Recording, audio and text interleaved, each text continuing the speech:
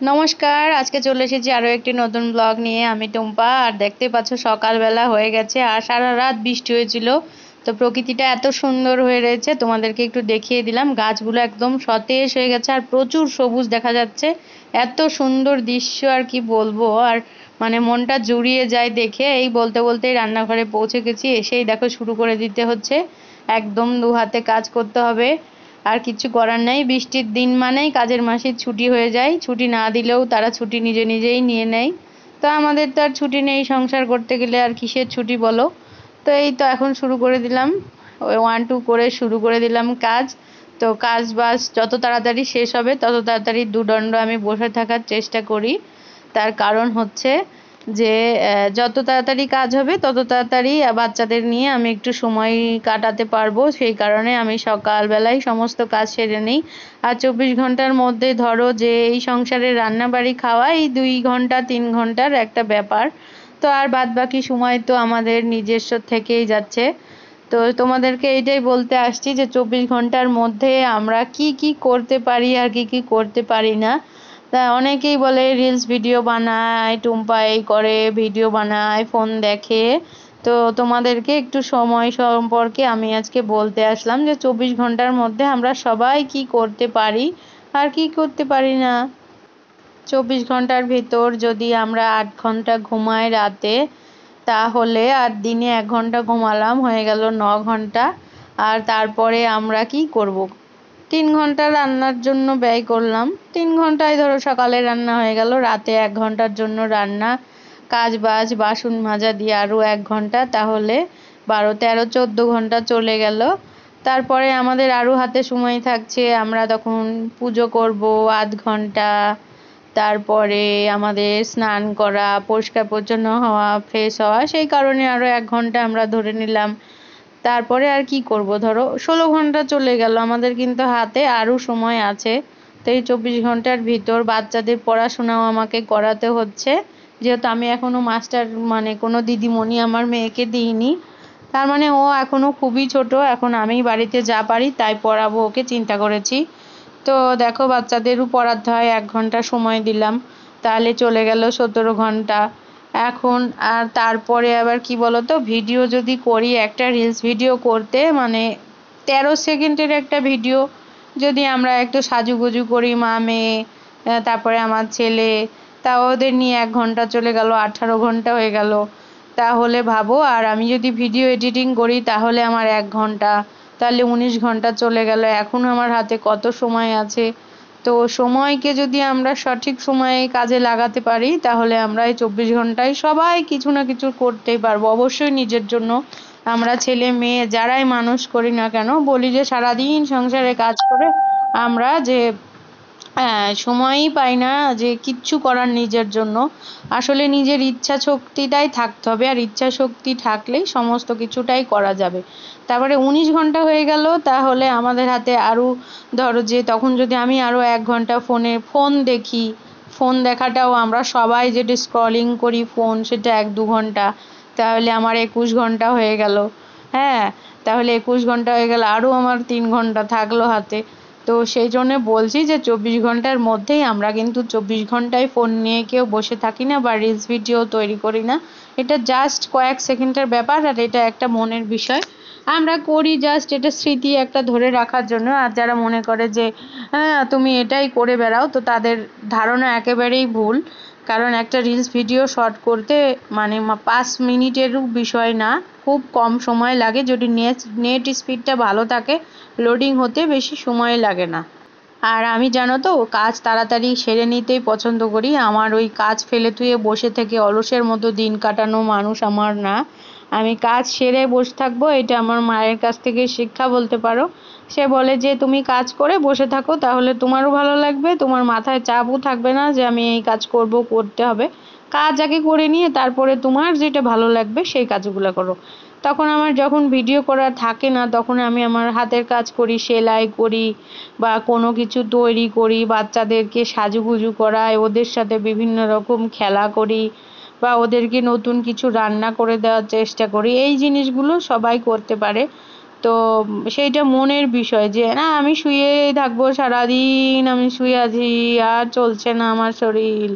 এরকম করলে কিন্তু 24 ঘন্টায় মানুষ 24 ঘন্টায় কোন দিক দিয়ে চলে যাবে কেউ বুঝতেই পারবে না। সেই সময়টাকে কাজে লাগাতে হবে। আমাদের একটা ঘড়িতে 24 ঘন্টা মানে অনেকটা সময় আমাদের জন্য ভগবান তৈরি করে দিয়েছে। তাও আমরা মানুষরা বলছি যে আমরা নিজেদের জন্য কিছুই করতে পারছি না। সংসারের পিছনে খেটে আমার নিজের শরীরের যত্নই নিতে পারছি না। এটা টোটালি একটা ভুল ইনফরমেশন। ইচ্ছা থাকলেই উপায় হয়। আর ইচ্ছা শক্তিটা অবশ্যই তোমাদের সকলকেই মানে থাকা প্রয়োজন আমি মনে করি। আর একটা সংসার তৈরি করতে গেলে কখনোই কিন্তু একটা ছেলে একাই করতে পারে না, বা একটা মেয়ে কখনো একাই একটা সংসার করতে পারে না। উভয় মিলেই একটা সংসার করতে হয় সুন্দরভাবে। সুন্দরভাবে ছেলে মেয়ে মানুষ করতে হয়। এখানে ধরো যে অনেকে বলবে যে ও খালি ওর বউ এইসবই করে বেড়ায়, ভিডিও করে। আমি না, আমার মতো হাজার লাখ লাখ মেয়েরা এখন আছে ঘরে বসে ভিডিওও তৈরি করছে, তারা কিন্তু সংসারও করছে। আর যারা ধরো যে বাইরে গিয়ে কাজ করছে তাদের দ্বারা তো আর সম্ভব না ভিডিও করা, তারা তো এক্সট্রা ইনকাম করছেই, তো তাদের এসব প্রয়োজন হয় না।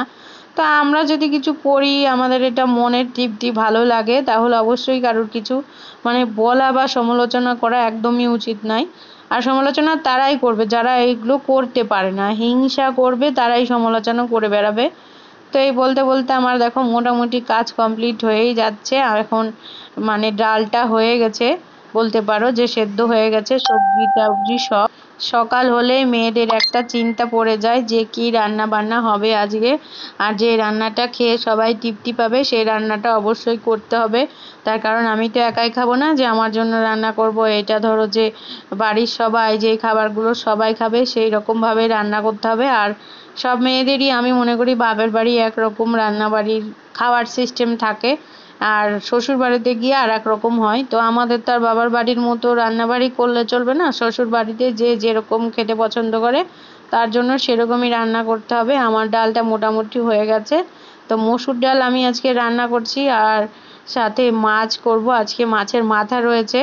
মানুষ বলে যে শ্বশুর বাড়িতে এসে নাকি মেয়েরা মাছের মাথা খেতে পারে না, কিন্তু এটা ভুল গো। আমাদের বাড়িতে যেদিন মাছের মাথা হবে সেদিন সবাই মাছের মাথা খাবে। কারণ মাছের মাথা সেইভাবেই নিয়ে আসা হয় যে একজন খাবে আর একজন বসে থাকবে তা না। যেদিন মাথা রান্না হবে সবাই মাথায় রান্না করা হবে, সবাই খাবে। যেদিন মাছ হবে সেদিন মাছই সবাই খাবো আমরা। তো খাবার নিয়ে কোনো আমাদের কম্পিটিশন এরকম চলে না যে কেউ খাবে না। যদি কেউ বলে না আমার খেতে ইচ্ছে করছে না, তাহলে হয়তো তার জন্য মাছ দিয়ে দেওয়া হয়। আর এই যে দেখতে পাচ্ছ পাবদা মাছ আমার ছেলের জন্য দুটো রেখে দিয়েছিলাম ফ্রিজে, ওর জন্য এটা আজকে করে দেবো।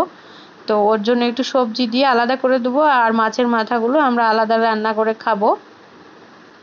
তো বাচ্চাদের জ্বর হওয়ার পর থেকে ওদের মুখের টেস্ট বারটা একটু চেঞ্জ হয়ে গেছে, সেই কারণে আমার ওদের জন্য একটু আলাদা করে দিতে হচ্ছে। কারণ ডালটা আর খেতেই চাচ্ছে না, মনে হয় আর কি ওদের মানে ডালটা খেতে পছন্দ হচ্ছে না, দুই ভাই বোনই। তো সেই কারণে আমি ওদের জন্য একটু আলাদা কম ঝাল দিয়ে একটা ঝোল করে দেবো পাবদা মাছের। আর এদিকে আমার ডালটা হয়ে গেল সম্বারা দেওয়া।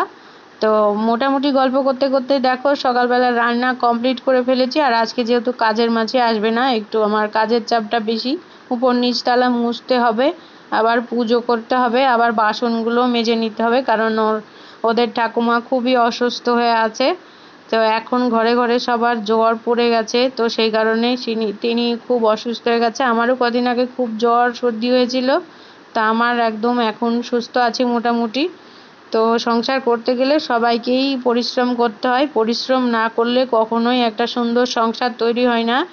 একটা ছেলে মেয়ে একা কোনোদিনও সংসার করতে পারে না, উভয়ের প্রয়োজন হয়। আর বাচ্চাগুলো তো আর এমনি এমনি মানুষ হয়ে যাচ্ছে না যে মা ছেড়ে দিয়েছে আর ওরা এমনিই বড় হয়ে গেল, মানুষ হয়ে গেল। তার আমি বাচ্চাদের সাথে বেশি রাগারাগি করতে পছন্দ করি না। ওরা যেরকম ভাবে থাকতে চায় মানে ওদের সাথে আমি বাচ্চা হয়ে আমি থাকতে চাই। আমি এরকম না যে মা মানে গুরু গম্ভীর সবসময় মারবে বকবে শাসন করবে, এরমটা আমার একেবারেই পছন্দ হয় না। আর দেখতে দেখতে দেখো আমারই খুব খারাপ লাগে যে বাচ্চাগুলো বড় হয়ে যাচ্ছে। ওদের এই ছোট্ট সময়টা আমি খুবই মিস করব ওরা আস্তে আস্তে বড় হয়ে গেলে। আর জানো তো বন্ধুরা, আর বাড়িতে যদি একাই সংসার হয় মানে তুমি এক ছেলের বউ হও, তাহলে পরে কিন্তু তোমার কিন্তু সংসারের চাপটা একটু বেশিই থেকে যায়, কারণ এখানে যদি একটা বা দুটো আমরা বউ থাকতাম তাহলে অবশ্যই আমাদের কাজটা ভাগ করে নিতে হতো। দুজন লোকের রান্না বেশিও যদি করতাম তাহলে দেখো একজন বাসন মাজতো, একজন ঘর মুছতাম, কেউ পুজো করতাম, তাহলে কিন্তু আমাদের কাজটা ভাগাভাগি হয়ে যেত। আর শ্বশুর শাশুড়িকে আমি দেখেছি যে 2 ছেলে 3 ছেলে থাকলে তারাও নাকি পরে শ্বশুর শাশুড়িকে দুজনরা মিলেই দেখাশোনা করে, কারণ কারোর বাচ্চা ছোট থাকলে তখন আর একটা জা এসে তাদেরকে দেখাশোনা করতে পারে। কিন্তু আমাদের মতো যারা এক ছেলের বউ তাদের জন্য খুবই কষ্ট হয়ে যায়, কারণ শ্বশুর শাশুড়িকে একা হাতেও দেখতে হবে, আবার এদিকে ধরো বাচ্চাও একা একা সামলাতে হবে। খুবই কষ্ট। যাদের মানে এক ছেলের বাড়িতে বিয়ে করেছো তারা অবশ্যই আমার এই ব্লগটা দেখলেই বুঝতে পারবে। তা আমার মোটামুটি 2 উনানে রান্না দিয়েছি, হয়ে গেল একসাথে। সকালে যেহেতু তাড়াতাড়ির সময়, তো আজকে অফিসে যাবে না বরমশাই, তো একটু চাপ কম আছে, তারপরেও রান্নাটা করে নিতে হচ্ছে। বাচ্চাদের 10টার ভিতর সব আমি খাবার দাওয়াই কমপ্লিট করে দিই, তাহলে এরপরে আমার অন্যান্য কাজগুলোও সেরে নিতে পারবো। তো এক ছেলের বউরা যারা আছো তারা অবশ্যই আমাকে কমেন্ট করে জানাবে যে তোমাদের কী রকম অবস্থা। আমার তো এরকম দিনকাল চলছে। তো কিচ্ছু করার নেই, শ্বশুর বাড়ি হোক আর বাবার বাড়ি হোক সবাইকেই কম বেশি কাজ করে খেতে হয়। কাজ না করলে মায়ের কাছেও মূল্য নেই আর শাশুড়ির কাছেও মূল্য নেই। যে যতই বলুক মায়ের কাছে কাজ না করেই থাকা যায়, মায়ের কাছেও কাজ করতে হয় জানো তো বন্ধুরা। তার কারণ মাকে কি বলো, কাজে সাহায্য না করলে তো মায়েরই কষ্ট। তাই শ্বশুর বাড়ি আর বাবার বাড়ি বলে কথা নেই, কাজ যেখানেই থাকো সেখানেই করে খেতে হবে। শরীর আর মন দুটোই ভালো থাকবে কাজ করে খেতে পারলে।